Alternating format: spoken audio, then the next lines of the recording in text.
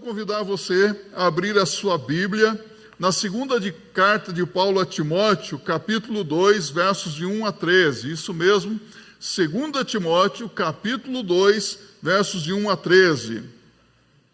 Assim diz a palavra do Senhor: Tu, pois, meu filho, fortifica-te na graça que há em Cristo Jesus. E o que de mim ouviste de muitas testemunhas, transmite-o a homens fiéis que sejam idôneos, para também ensinarem os outros.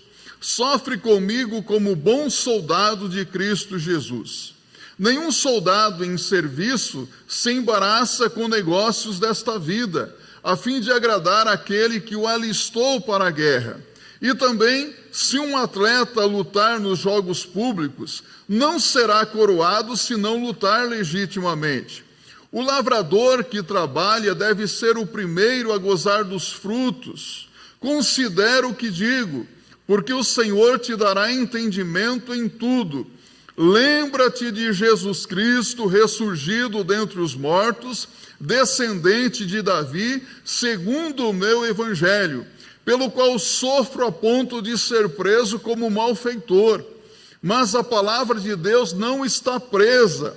Por isso, tudo suporto por amor dos eleitos, para que também eles alcancem a salvação que há em Cristo Jesus com glória eterna. Fiel é esta palavra. Se, pois, já morremos com ele, também com ele viveremos. Se perseverarmos, com ele também reinaremos. Se o negarmos, também ele nos negará. Se somos infiéis, ele permanece fiel, porque não pode negar-se a si mesmo. Que Deus abençoe a sua palavra em seu coração. Nós estamos vivenciando neste tempo, respirando, refletindo a respeito de missões. E neste mês de março, o grande desafio é a obra de missões mundiais. E a nossa junta de missões mundiais, através da Convenção Batista Brasileira, lança a campanha com o tema Viva o Poder de Transformar, e o seu embasamento se encontra em 2 Timóteo, capítulo 1, verso 7, que diz: Porque Deus não nos tem dado espírito de covardia, mas de poder, amor e equilíbrio. Esse é o embasamento da nossa campanha de missões nacionais. Muito bem, aliás, mundiais. Nesse texto que nós lemos em 2 Timóteo, capítulo 2, nós vemos que o apóstolo Paulo apresenta os quadros da igreja e o seu maior desafio para a sua época e para a nossa época também. Nós sabemos que a igreja, ela está muito lenta no cumprimento da sua missão. Você concorda com isso? Parece que nós estamos fazendo muita coisa, mas a igreja, na verdade, está muito lenta no cumprimento da sua missão. Sabemos que nós, os batistas, somos considerados como uma denominação missionária. No Brasil, os crentes batistas, eles têm contribuído muito para a obra missionária. Mas se você parar para pensar bem, com quanto você contribuiu para missões no ano passado? Para missões mundiais? Você lembra com quanto você contribuiu? Você sabe qual que é a média de contribuição do povo batista anualmente para a obra missionária? Pasme você, R$20 em média. Isso mesmo, R$20 em média. Se nós, então, dividirmos R$20 por 12, vai dar mais ou menos R$1,66 por membro. Pouco, muito pouco, não é mesmo? E com esse valor, uma criança, em um dia, pode comprar balas e pipocas. Eu não sei nem se dá para comprar um saquinho de pipoca, nem um saquinho de pipoca não dá para comprar. É muito pouco, não é verdade? E com isso nós queremos alcançar o mundo para Cristo. Ainda bem que Deus é misericordioso, não é verdade? Ainda bem que o nosso Deus é um Deus de milagres, porque o pouco que temos, quando nós colocamos nas mãos de Deus, se torna muito. Como o menino que colocou o seu lanche na mão do discípulo que o trouxe a Jesus, 5 pães e 2 peixinhos, que foi multiplicado para saciar a fome de mais de 5.000 homens, sem contar mulheres e crianças. É pouco, muito pouco, mas nós podemos, sem dúvida alguma, fazer muito mais para a obra do Evangelho. Infelizmente, a nossa visão missionária é muito pequena. É nossa responsabilidade, meus irmãos e irmãs, levar o Evangelho de Jesus Cristo a todas as pessoas, ao mundo inteiro, aos perdidos, aqueles que estão sem Cristo e sem salvação. É obrigação do discípulo, é dever do discípulo anunciar a palavra de Deus. Bem, pelo menos foi isso que o apóstolo Paulo entendeu e ensinou aos cristãos de Corinto, em 1 Coríntios, capítulo 9, no verso 16, quando ele diz: pois se anuncio o evangelho, não tenho de que me gloriar, pois a mim me é imposta esta obrigação, e ai de mim se não anunciar o evangelho. Ai de mim se não anunciar o evangelho. Esta é a obrigação do discípulo de Jesus Cristo, anunciar o evangelho. O avanço do evangelho no primeiro século da era cristã se deu por causa da compreensão de cada convertido de que era a sua responsabilidade, o seu dever, anunciar a boa nova de salvação a todas as pessoas. E eles não se calavam. Por onde quer que eles fossem, eles tinham um assunto: Jesus Cristo. Eles anunciavam as boas novas de salvação. E aqui nós vemos o apóstolo Paulo. O apóstolo Paulo dizendo que ele sofria a ponto de ser preso, mas ele diz: a palavra não está acorrentada, a palavra de Deus jamais está presa. Paulo está preso por causa da sua pregação do evangelho, mas ele diz: a palavra jamais está presa. Há pessoas que hoje estão presas porque testemunham da sua fé em Jesus Cristo. Temos conhecimento que nesta semana mesmo um casal no Irã foi condenado à prisão por realizar cultos na sua casa. Ele, com mal de Parkinson, ele pegou 2 anos, a sua esposa 8 anos. Isso porque a pena foi atenuada ainda, eram 11 anos para a esposa. Muitas pessoas estão sendo presas por pregar o evangelho. Paulo estava preso por causa do evangelho, mas ele diz: a palavra não está presa. Em sua carta a Timóteo aqui, ele fala sobre isso, e essa carta foi escrita provavelmente de dentro de uma prisão romana, mas ele diz que o evangelho não tem barreiras. Muitas vezes ele encontrou dificuldades para pregar o evangelho. É verdade, muitas vezes nós encontramos dificuldades para anunciar o evangelho, mas não há impedimentos para se pregar o evangelho. Temos dificuldades, mas a palavra de Deus, ela rompe as barreiras, não há fronteiras. Paulo estava dentro de uma prisão romana, mas lá de dentro ele enviava cartas com a mensagem do evangelho. Por isso ele diz: eu estou preso, mas a palavra não está presa. Eu fico pensando, se Paulo estivesse vivendo em nossa época, quando nós temos aí esta era da internet, das redes sociais, eu acredito que a mensagem de Paulo ia ser replicada, não é verdade? Enquanto nós estamos aqui, falando aqui, anunciando o evangelho, essa mensagem não é transmitida apenas a membros da Igreja Batista do Brooklyn, as pessoas da cidade de São Paulo, do estado, do Brasil, mas está correndo o mundo inteiro. Já pensou? Se Paulo estivesse vivendo em nossos dias, como que Paulo aproveitaria as redes sociais para anunciar ainda mais o evangelho de Jesus Cristo? E acredito que nós podemos fazer muito também nos dias de hoje para a glória de Deus. Então Paulo apresenta vários quadros da igreja local, mostrando os diversos ministérios do povo de Deus, que Deus tem para o seu povo. Ele diz primeiramente que a igreja é família de Deus. Ele apresenta o quadro de uma família. Ele diz: tu, pois, meu filho, fortifica-te na graça que é em Cristo Jesus. Meu filho sugere que Timóteo havia nascido da família de Deus, pela fé em Cristo Jesus. Timóteo era membro da família de Deus. Em Efésios capítulo 2, verso 19, Paulo chama a igreja de família de Deus. A igreja, então, não é um clube social, não é um clube de santificados.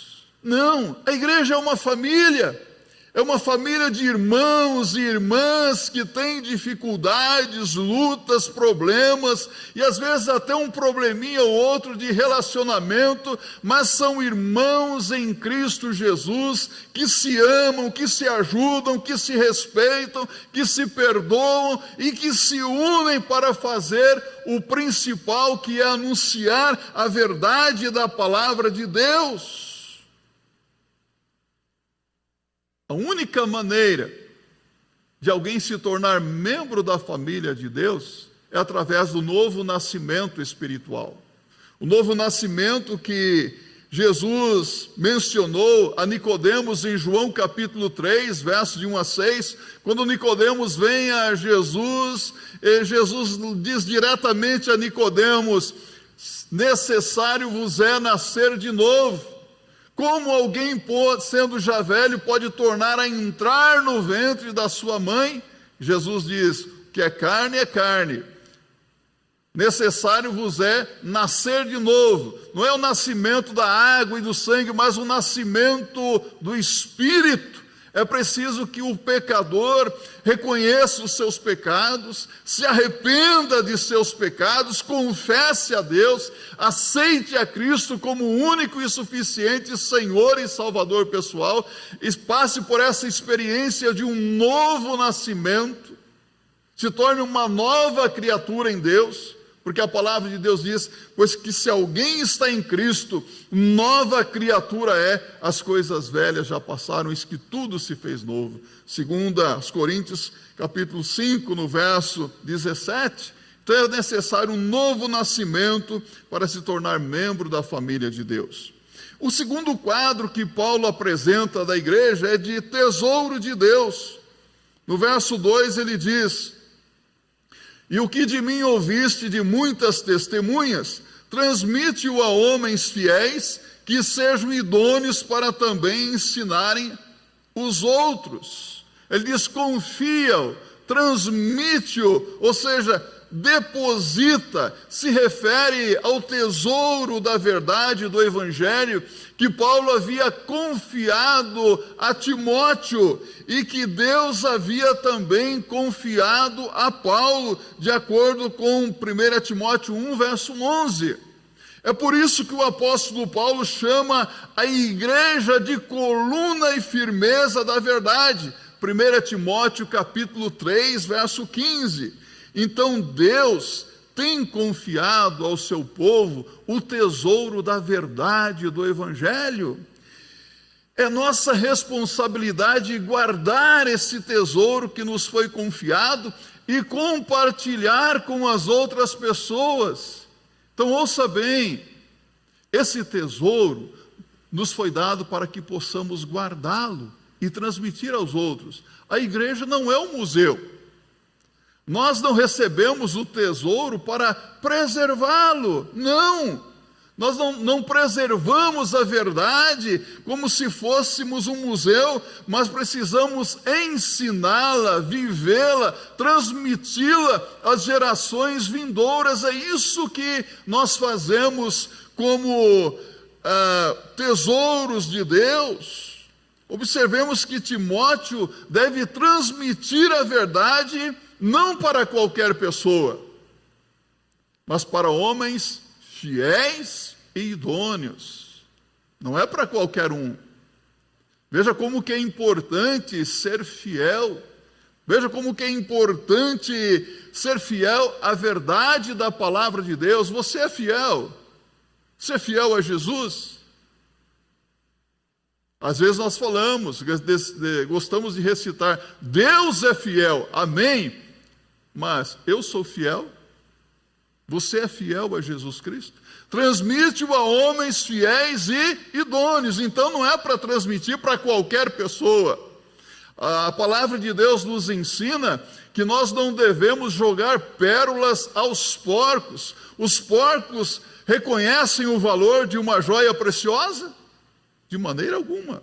Há pessoas que não reconhecem o valor da palavra de Deus. Às vezes nós gastamos tempo falando com quem não quer ouvir. Se não quer ouvir, a palavra de Deus diz, fala e não te cales. Mas não fique o tempo todo desperdiçando a palavra com quem não valoriza. Não devemos jogar aos porcos as coisas santas. Compreende isso? As pessoas que realmente querem e precisam desse tesouro de Deus. O terceiro quadro apresentado por Paulo a Timóteo aqui é de exército de Deus. Veja como ele se refere à igreja nos versos 3 e 4, dizendo, sofre comigo como bom soldado de Cristo Jesus. Nenhum soldado em serviço se embaraça com os negócios desta vida, a fim de agradar aquele que o alistou para a guerra. Como crentes em Cristo Jesus, nós temos a responsabilidade de pregar, de anunciar a boa nova da salvação. E Paulo diz, nenhum soldado em serviço se embaraça com os negócios desta vida, se envolve com as coisas do mundo, mas ele procura obedecer o seu superior, ele procura agradar aquele que o arregimentou, o alistou para a guerra. Não podemos nos embaraçar com as coisas deste mundo. A igreja é o exército de Deus. Você é soldado de Jesus. Nós somos o exército de Jesus Cristo, soldados de Jesus, e fomos convocados para combater contra o pecado, combater contra as hostes espirituais da maldade que têm influenciado negativamente este mundo. Percebe como que o mundo está sendo influenciado negativamente? Então nós fomos convocados para combater o pecado, para combater as hostes espirituais da maldade. Mas precisamos ser aguerridos, precisamos ser determinados em Deus, revestidos de toda a armadura de Deus, conforme nos apresenta a palavra de Deus também. Sabe, aqui na terra nós somos soldados, membros do exército de Deus, e fomos arregimentados para lutar. Nenhum soldado é arregimentado para descansar, mas para lutar. Hoje muita gente só quer descanso, né? Sombra e água fresca. Ah, eu sou soldado. Você é soldado? Soldado não descansa. Soldado, ele está ali em todo o tempo pronto para lutar, em prontidão. E o nosso mestre continua a nos dizer em Mateus capítulo 28, versos 19 e 20, portanto, ide, fazei discípulos de todas as nações, batizando-os em nome do Pai, do Filho e do Espírito Santo, ensinando-os a guardar todas as coisas que eu vos tenho ordenado, e eis que estou convosco todos os dias, até a consumação dos séculos. Exército de Deus. Mas também Paulo apresenta o quadro da igreja mostrando que nós somos atletas de Deus. No verso 5, Paulo diz, também se um atleta lutar nos jogos públicos, não será coroado se não lutar legitimamente. Então Paulo nos compara a um atleta. O atleta não será coroado se não lutar de acordo com as regras. Nos jogos públicos, algumas regras precisam ser observadas. Caso contrário, não há premiação. Se o atleta não participa da competição seguindo as regras, ele não será premiado, não será recompensado, não vai receber nenhum troféu, nenhuma medalha, nenhum reconhecimento. Então, neste mundo, nós vivemos como atletas de uma competição. E como atletas, nós precisamos nos exercitar constantemente, diariamente, e fazer bem aquilo que precisa ser feito. Ora, se um atleta não se exercitar, o que vai acontecer com ele? Vai ficar obeso, vai ficar fora de forma, e na hora da competição, provavelmente ele não vai conseguir nada, não é mesmo? E você tem se exercitado muito ultimamente? Tem feito exercício? Ah, pastor, esse negócio de exercício não é comigo. Eu tenho uma palavra para você. Paulo diz assim: o exercício corporal para pouco aproveita, mas o exercício espiritual para tudo é proveitoso. É preciso se exercitar na piedade. É preciso se exercitar, estar pronto para fazer o que precisa ser feito. Está pronto? Então vamos se exercitar aí, fazer o melhor possível como atletas de Jesus Cristo. Qual é a nossa missão? Qual é a nossa missão como igreja? Por que a igreja foi instituída? Ora, nós precisamos cumprir a nossa missão, precisamos fazer o que nos foi designado pelo Senhor, e para isso exige preparo. Nossa missão é proclamar a mensagem do Evangelho. Você tem feito isso? Tem proclamado? É preciso se exercitar para isso, é preciso ler a palavra, é preciso conhecer o maravilhoso plano da salvação de Deus, é preciso orar pelos perdidos, é preciso falar de Cristo aos perdidos, e isso implica em exercício constante e diário. Não podemos abrir mão disso, é nossa responsabilidade. O quinto quadro, apresentado por Paulo aqui, da igreja, é de lavradores de Deus. Versos 6 e 7. O lavrador que trabalha deve ser o primeiro a gozar dos frutos. Considera o que digo, porque o Senhor te dará entendimento em tudo. Nos compara como lavrador, agricultores. Você sabe muito bem que o agricultor, para que ele possa ter uma boa colheita, ele precisa lavrar a terra, não é verdade? Ele precisa trabalhar a terra, ele precisa adubar, lançar a semente, espalhar a semente, e digo mais, a tempo e fora de tempo, para que ele possa colher. O problema é que hoje, muitas pessoas, elas querem colher onde nunca semearam e nunca plantaram. Tem pessoas querendo colher o que nunca semearam, onde não plantou. Se queremos ter a alegria de colher os resultados, precisamos então semear a santa semente do Evangelho a tempo e fora de tempo, pois a palavra de Deus nos exorta no Salmo 126, verso 6. Aquele que leva a preciosa semente andando e chorando, voltará sem dúvida trazendo consigo os seus molhos. E ainda Paulo, em 2 Coríntios 9, verso 6, ele diz: mas digo isto, que aquele que semeia pouco, pouco também ceifará, e aquele que semeia com abundância, em abundância também ceifará. Mas quando semear?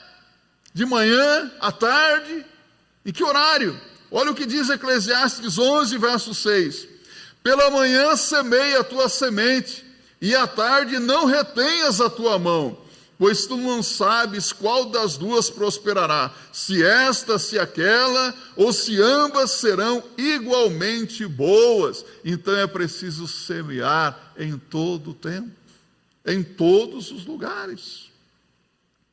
Finalmente, Paulo apresenta o quadro da igreja como corpo de Cristo. Vale a pena você acompanhar aí na sua Bíblia o que ele diz nos versos 8 a 13. Paulo diz assim: lembra-te de Jesus Cristo, ressurgido dentre os mortos, descendente de Davi, segundo o meu evangelho, pelo qual sofro a ponto de ser preso como malfeitor. Mas a palavra de Deus não está presa. Por isso, tudo suporto por amor dos eleitos, para que também eles alcancem a salvação que é em Cristo Jesus, com glória eterna.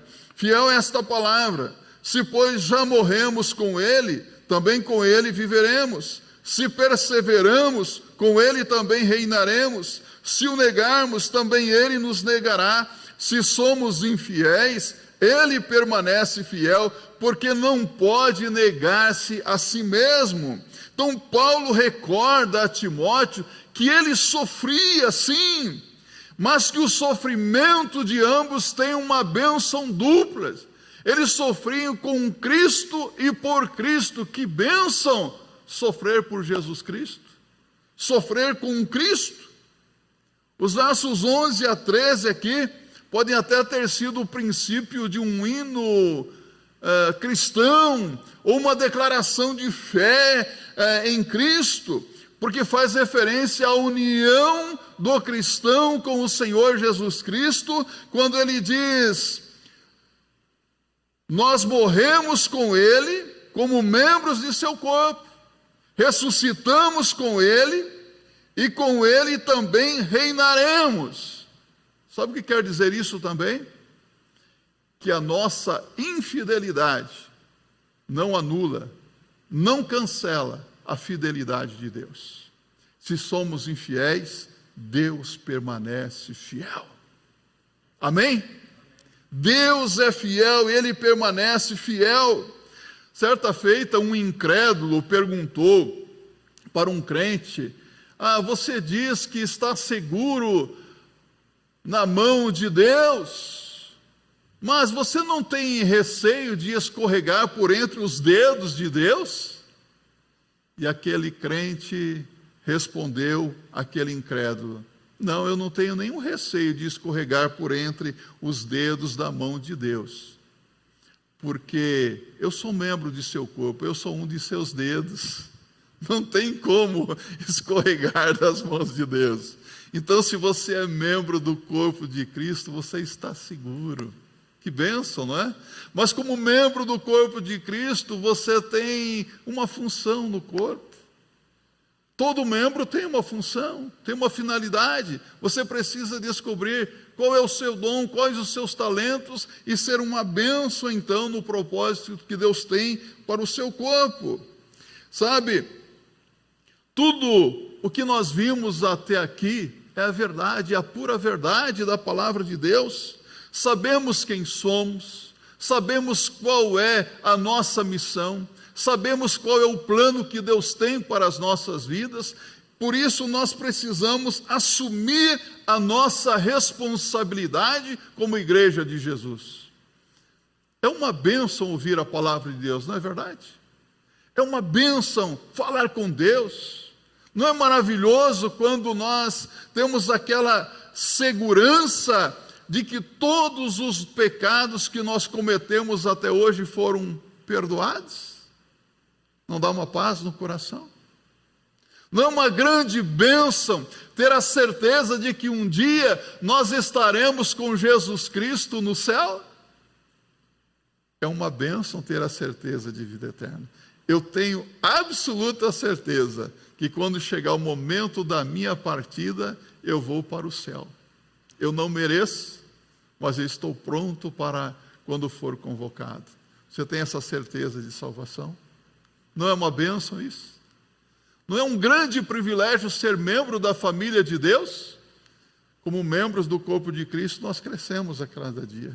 Crescemos na nossa adoração, louvor a Deus. Crescemos por viver na presença de Deus. Crescemos no serviço. Crescemos na oração. Crescemos no estudo da palavra. Tudo isso traz crescimento e amadurecimento para a nossa vida. Então é uma bênção, uma grande bênção para todos nós. Entretanto, o Senhor Jesus Cristo está dizendo para você hoje: Jesus está cutucando você e dizendo assim: ei, eu preciso de você. Precisa de mim, Senhor? Sim, eu preciso de você. Eu preciso de você para levar a mensagem do Evangelho, a boa nova de salvação aos perdidos. Eu preciso que você use os seus dons, os seus talentos, os seus bens para alcançar a maior quantidade de pessoas possíveis para o meu reino. Eu preciso de você. Eu preciso que você assuma a sua responsabilidade. Porque milhões e milhões de pessoas estão partindo para a eternidade sem conhecer Jesus Cristo. Estão partindo para a eternidade sem salvação, sem perdão. E elas precisam ouvir a verdade da palavra. Sabe, há muitas barreiras que precisam ser quebradas, sim. Mas a palavra de Deus, segundo diz o Senhor Jesus Cristo, ela é poderosa. Jesus diz para os seus discípulos em Atos capítulo 1, verso 8, mas recebereis o poder do Espírito Santo e ser-me-eis testemunhas, tanto em Jerusalém, Judeia, Samaria e até os confins da terra. Atos 1, verso 8, dunamis. A palavra de Deus é poderosa para destruir todo e qualquer impedimento. Temos dificuldades, sim, hoje estamos enfrentando dificuldades nesse tempo difícil, mas a palavra de Deus, ela derruba muros, derruba todo e qualquer impedimento. Abra sua Bíblia em Romanos no capítulo 10, no verso 13 a 15. Veja o que diz aqui o apóstolo Paulo. Ele está dizendo assim: todo aquele que invocar o nome do Senhor será salvo. Repita comigo. Todo aquele que invocar o nome do Senhor será salvo. Todo. Quem é que será salvo? Todo aquele que invocar o nome do Senhor. Mas Paulo começa a fazer algumas perguntas. Como, pois, invocarão aquele em quem não creram? E como crerão naquele de quem não ouviram falar? E como ouvirão se não há quem pregue? E como pregarão se não forem enviados? Assim como está escrito: quão formosos são os pés do que anunciam coisas boas. E Paulo, aqui em 2 Timóteo 2, no verso 8 e 9, também diz: lembra-te de Jesus Cristo, ressurgido dentre os mortos, descendente de Davi, segundo o meu evangelho, pelo qual sofro a ponto de ser preso como malfeitor, mas a palavra de Deus não está presa. Mais uma vez, Paulo estava preso por causa do Evangelho. Por causa do Evangelho. Paulo foi preso e morto por causa do Evangelho, mas o Evangelho não morreu. Nós não temos conhecimento ao longo da história que o Evangelho tenha fracassado algum dia. Muitos cristãos foram mortos por causa da sua fé, mas a verdade não morreu. A palavra de Deus permanece. É só ler a história do cristianismo e encontraremos milhões de homens e mulheres que foram mortos por causa da sua fé, por testemunharem do Evangelho, mas o Evangelho continua. Eles morreram e o Evangelho continua. Ontem eu dei uma olhada em uma foto do Coliseu Romano. Sabe o que tem ali? Um monte de escombros, monturos. Ali o sangue de homens e mulheres que creram em Jesus Cristo foi derramado. E é interessante, aqueles homens morreram. E o que é o Coliseu Romano hoje? Escombros, ruínas. Bebeu o sangue de muitos cristãos, mas quanto mais o sangue de cristãos eram derramados, mais pessoas se convertiam ao Senhor Jesus Cristo. Eles eram ousados no seu testemunho, porque quando uma pessoa se converte a Cristo, a palavra poderosa de Deus habita no seu coração, e essa pessoa se torna aguerrida para testemunhar de Cristo, mesmo com dano da sua própria vida, se necessário for. Muitos deram a sua vida por amor a Cristo e a sua palavra. Eles não se calaram. Eles testemunharam de Jesus Cristo. O que nos entristece hoje é que muitas pessoas hoje estão andando com a Bíblia em suas mãos, estão lendo a Bíblia, sim, mas não estão colocando a palavra de Deus em prática na sua vida diária. Muitas pessoas estão andando com a Bíblia, sendo enganadas e enganando a muitos também. Lamentavelmente isso tem acontecido.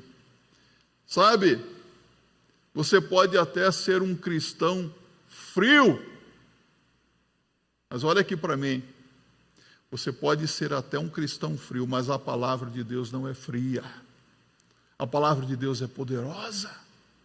Você pode até estar preso hoje por diversas circunstâncias da sua vida, e quando eu digo de preso, eu não estou dizendo que você está dentro de uma prisão aí feita por homens, mas eu quero dizer para você que há pessoas que hoje estão presas porque foram atraídas e engodadas pelo mundo, e estão aí vivendo a vida como acham que deve ser vivida, longe de Deus, longe de Cristo e da sua palavra.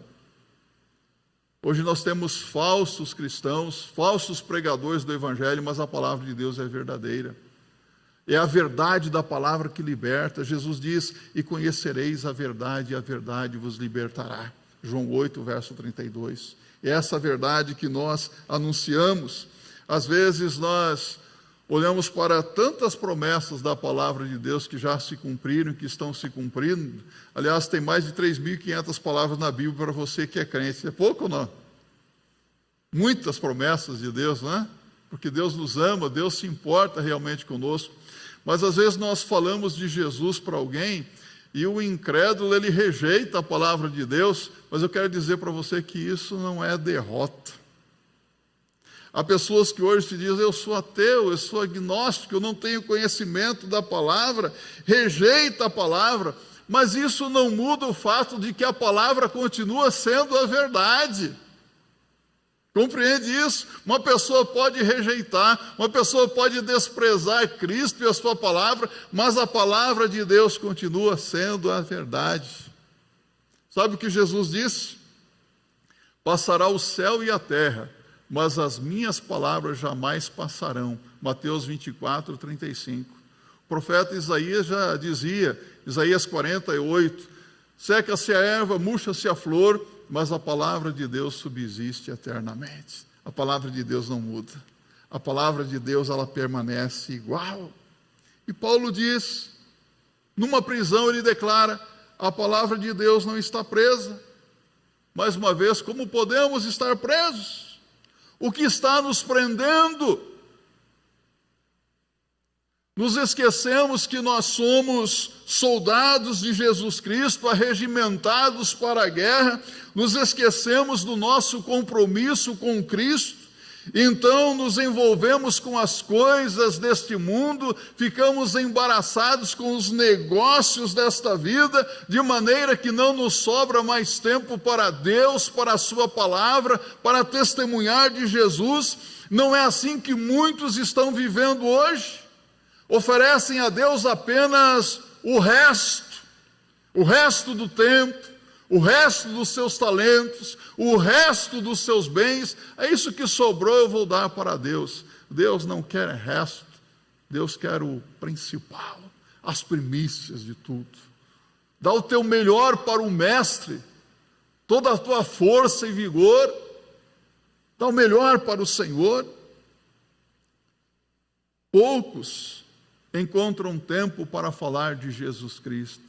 Aí encontram desculpas, mas é muito difícil, as pessoas não querem ouvir, as pessoas rejeitam, eu não sei falar, mais tarde eu vou fazer isso. por causa da comodidade, perdeu-se o senso de responsabilidade. Hoje muitos crentes estão aí acomodados e perderam o senso de responsabilidade. Falta-nos a fé para crer que o Senhor usa cada um como Ele quer. Como estamos longe do exemplo dos discípulos, apóstolos do passado. Como Paulo, que declarou em Romanos capítulo 1, verso 16, porque eu não me envergonho do evangelho de Jesus Cristo, porque é o poder de Deus para a salvação de todo aquele que crê, primeiro do judeu e também do grego. Como estamos longe disso? Não sinta vergonha do evangelho. Não sinta vergonha de falar de Jesus. Há muitas pessoas que naquele dia ouvirão de Jesus: nunca vos conheci, afastai-vos de mim. Há pessoas que se envergonham de Cristo e da sua palavra. Não sinta vergonha, fale a tempo e fora de tempo. Como encontramos pessoas espiritualmente frias hoje em dia? Parece que estão morrendo.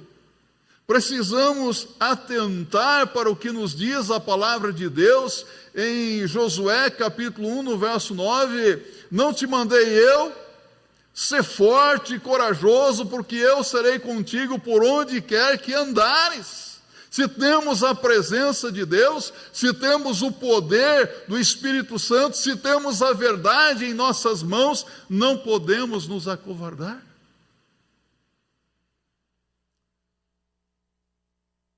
O problema é que muitos estão presos no pecado, presos na sua vidinha de pecado, e o pecado atrapalha, o pecado impede de testemunhar. Este é o problema de muitas pessoas que hoje estão tão envolvidas com o mundo, estão tão envolvidas com as coisas que desagradam a Deus, que não conseguem testemunhar. Eu não sei o que está acontecendo comigo, eu não tenho muita alegria, não tenho muito entusiasmo. Que tal examinar a sua vida, ver como é que está a sua vida diante de Deus? Pode ser que o pecado esteja prendendo você. A palavra de Deus não está presa. Nós podemos estar presos, mas a palavra de Deus não.